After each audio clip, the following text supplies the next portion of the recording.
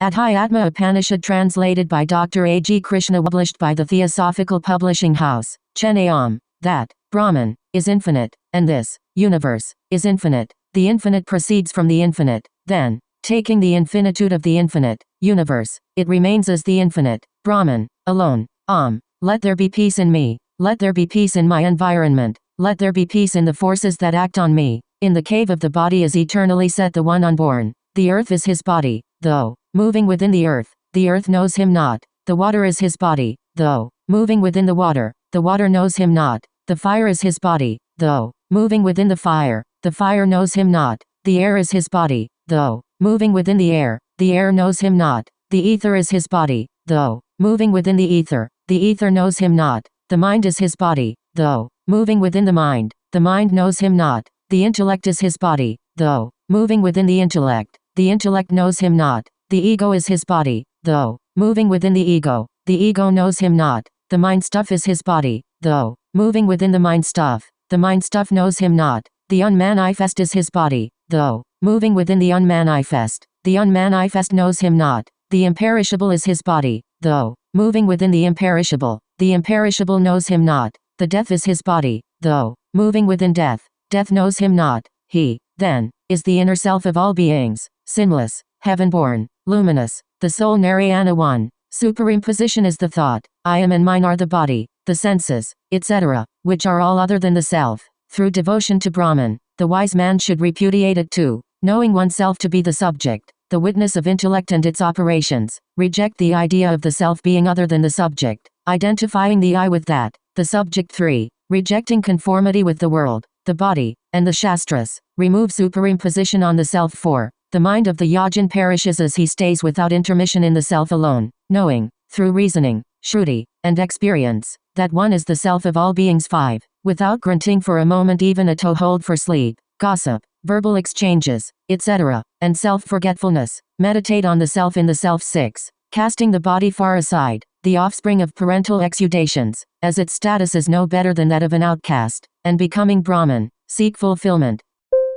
7. Dissolve the self in the supreme self as the pot space is dissolved in infinite space. Then, as the infinite be silent forever, O sage. 8. Having become the self-luminous substratum, as being, reject both the macrocosm and the microcosm, which are but abodes of impurities. 9. Locating the body-bound I sense in the ever-blissful spiritual self, renounce the subtle body, eternally be the absolute. 10. Knowing I am that Brahman in which this world appearance exists, like a city reflected in a mirror, find fulfillment, O sinless one. 11. Liberated from the grip of egoism, like the moon, after the eclipse, full, ever blissful, self-luminous, one attains one's essence. 12. The destruction of actions leads to that of thought, thence results the dwindling of innate impulses, to act. The obliteration of innate impulses is liberation. It is held to be freedom in life. 13. At all places and by all means, perceiving everything as spirit, one achieves the dissolution of innate impulses as it strengthens the attitude of universal goodwill. 14. Never should one be heedless in devotion to Brahman. Heedlessness is death, so aver the philosophers of Brahman in regard to this. Science. 15.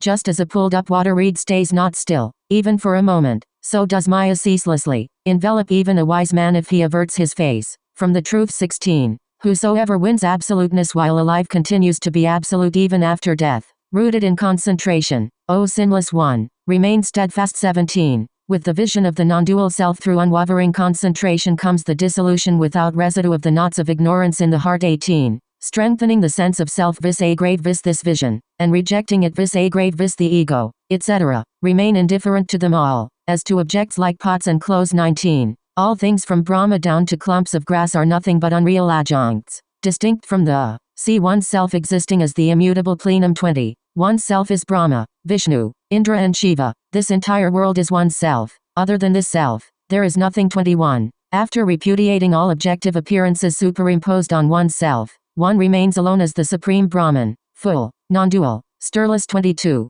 The world is a postulation, as good as non-existent, in the one reality that is immutable, formless, unqualified, whence is difference. 23. In the one reality, devoid of distinctions like the percipient, perception, and the perceived, and of all sufferings, in the absolutely full, spiritual, self, like unto the ocean at the time of cosmic dissolution, whence is difference. 24. Darkness implicit in it as in light is the cause of delusion, Whence is difference in the supreme non-dual and unqualified reality? 25. In this uniform and supreme reality, how can the agent of differences dwell? In deep sleep that is nothing but bliss. Who has perceived difference? 26. This perception of difference is rooted in the mind of the percipient. There is none of it in the absence of the mind. Therefore, concentrate the mind on the Supreme Self as the subject. 27. Upon realizing the Self that is impartite bliss as one's own essence, there follows the savoring of the timeless bliss that is the Self, both externally and internally. 28. Of detachment the fruit is knowledge. Of knowledge the fruit is withdrawal. Experience of self as bliss leads to peace. Again, peace is the fruit of withdrawal. 29. Without the consequent states, the precedent ones are fruitless. Indeed, cessation is supreme satisfaction. Matchless bliss is spontaneous. 30. The expressed sense of the word tat, God, has Maya for his adjunct. He is the world cause. He is characterized by omniscience, etc., is tinged by transcendence, and is essentially truth, and so forth. 31. The expressed sense of the word vam shines forth as the content of the idea and expression I. It is awareness blended with the mind, the inner organ of perception. 32. Only through the exclusion of Maya and avidya, the adjuncts of God and Jiva, is the Supreme Spirit, the impartite being, consciousness and bliss, indicated. 33. To listen, thus, is to pursue by means of sentences their import. On the other hand, thinking consists in perceiving its consistency with reason. 34. Meditation is indeed the exclusive attention of the mind fixed on the import, rendered indubitable through listening and thinking. 35. Concentration is said to be the mind which, outgrowing the dualism between the meditator and meditation, gradually dwells exclusively on the object of meditation, and is like a flame in a windless spot. 36. Mind's modifications in regard to the self are uncognized in that state. They are only inferred as past, after quitting the state of samadhi. 37. Crores of karmans, accumulated in this beginningless transmigratory life, are dissolved by means of concentration. Then, pure virtue begins to flourish. 38. The best knowers of yoga call this concentration the cloud of virtues, since it rains the floodwaters of virtue in 1,000 streams. 39. 40 inches. When the load of innate impulses is dissolved without residue by means of this cloud of virtues, and heaps of karmans, good and evil, are totally eradicated, the major text, which at first shone forth immediately, now unobstructed, yields immediate awareness as clear as the myrobalan in the palm of one's hand. 41. The non-occurrence of the impulse to enjoy, etc., in regard to the objects of enjoyment marks the acme of detachment. The highest pitch of awareness is marked by the non-occurrence of the egoistic sense. 42. The acme of withdrawal is marked by the non-occurrence of even the latent impulse to enjoy. 42. B. He is the ascetic of steadfast wisdom who enjoys bliss forever. 43. 44 inches.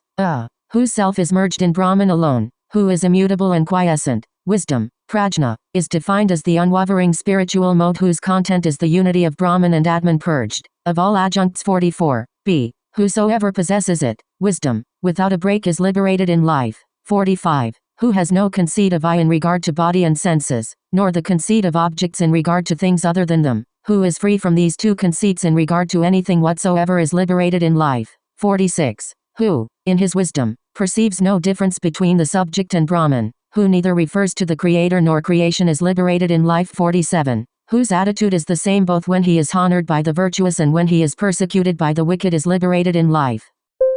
48. He who has realized the truth of Brahman no longer transmigrates, as hitherto. If he does, this truth has not been realized by him, he is but an extrovert. 49. As long as the experience of pleasure, etc., lasts, so long operative karmans from the past are held to persist. Causal actions precede the occurrence of effects. Never is this unpreceded by actions. 50. Consequent on the experience I am Brahman, karmans accumulated in the course of eons are dissolved, even as the actions in dreams are, upon waking up. 51. Just as nothing clings to space, so to the sage, who knows the self to be unattached and indifferent, future actions cling not in the least degree. 52. Just as space is unaffected by the smell of liquor though it touches the pot containing the liquor, so is self unaffected by the attributes of its adjuncts. 53. Karmans done before the dawn of knowledge perish not as a result of that knowledge. They must produce their proper effect even as an arrow shot to hit a target stops not before hitting it. 54. The arrow discharged to hit what was taken for a tiger stops not, though alter the target is known to be a cow. The target is hit with full force. 55. I am unaging, I am immortal. How can one who knows his self to be such and lives that knowledge fabricate operative past actions? 56. Then only is operative past action real when one mistakes oneself to be the body. The treatment of the body as self is improper, therefore reject the notion of operative past action. 57. The fabrication of operative past actions is also, indeed, a delusion due to this body. 58. How can the superimposed be real? How can the unreal be born? How can the unborn perish? How can the unreal own operative past actions? 59. 60 inches. To answer the dull-witted, who doubtfully ask how this body persists if the entire effects of nescience with their cause are destroyed by knowledge, Shruti, with an outward eye, propounds the theory of operative past actions, not to suggest to the wise that the body, etc., are real. 61. A total plenum, without beginning and end, measure and change, massed being and intelligence, massed eternal bliss, undiminishing. 62. With the sole savor of the subject, full, endless, behold all, neither to be shunned nor seized, neither to be held nor propped. 63. Beyond inert forces and actions, subtle, certain, unblemished, whose essence is beyond thought, beyond myth and words. 64. Existent, a plenitude, self-proven, pure, awake and matchless, one only is non-dual Brahman. Here is no plurality at all. To Apantaradamas was this science imparted. He imparted it to Brahma, who passed it on to Garangiras. The latter gave it to Rakva and Rakva to Rama. Rama imparted it to all beings. This is the injunction in regard to nirvana. This is the injunction of the Vedas. This is the secret teaching. That Brahman is infinite, and this universe is infinite. The infinite proceeds from the infinite. Then, taking the infinitude of the infinite universe, it remains as the infinite Brahman alone. Let there be peace in me. Let there be peace in my environment. Let there be peace in the forces that act on me. Here ends the Adhyatma Upanishad belonging to the Sukla Yajurveda.